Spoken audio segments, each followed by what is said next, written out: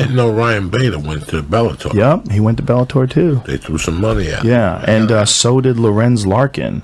Lorenz Larkin is fighting Douglas Lima, who's the champion in Bellator. That's a big fight. It's a scary fight. They have a real division now. Okay, they have Lima. They have Koreshkov.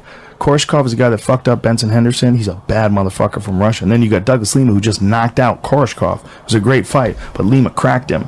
And you got, I mean, if they were smart, they'd bring back Ben Askren. Because the UFC doesn't want Ben Askren. The Bellator should take Ben Askren and bring him back. Where is he now? He's over in ONE FC. And they're throwing all this money around. Ben Askren could spank some fucking people. His wrestling is so fucking good that he manhandled Lima. Lima just couldn't do anything with him. He's done it to a lot of guys. He did it to Koreshkov. Manhandled him. They can't do anything to him. He just takes him down and holds him down and beats the shit out of him. There's nothing they can do about it.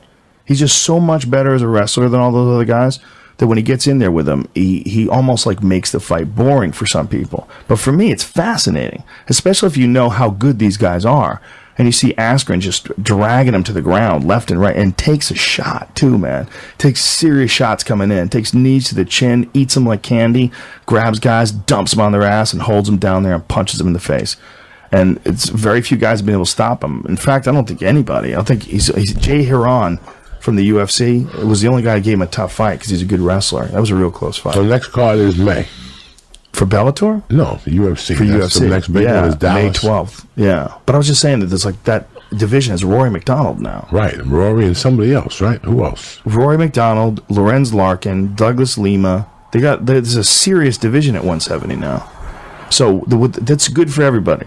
That means these divisions, even outside the UFC, are stacking up. And it could get to the point someday in the future where, you know, Bellator's a Viacom. You know, they could develop some huge superstar, some Conor McGregor style superstar, and there could be a big money fight with a superstar from the UFC and a superstar from that organization. An undeniable thing, sort of like what's going on with McGregor.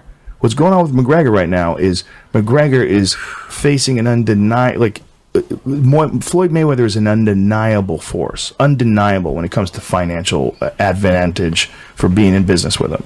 He's Floyd Mayweather. He's one of the biggest pay-per-view, if not the biggest pay-per-view seller in boxing history, right? So him versus Conor is just, there's so much money there, everybody will work together. And that could conceivably happen someday with Bellator. And they're doing the right thing to get into that kind of a position. You know, by having like really legit guys like Lorenz Larkin, super underrated guy. Lorenz Larkin's one of the most underrated guys in the sport. And then Lima, who's a fucking beast. Rory McDonald is still one of the baddest motherfuckers on the planet. He's super well-rounded. He might school all those guys. He might school them all. And then you got Paul Daly. Paul Daly's over there. Semtex, that motherfucker knocks people dead. He's just knocking people dead. He has the nastiest left hook in all of MMA. Just cracks guys. And he's a left-handed guy, but he fights orthodox. So his left hand is his power hand, but it's his forward hand.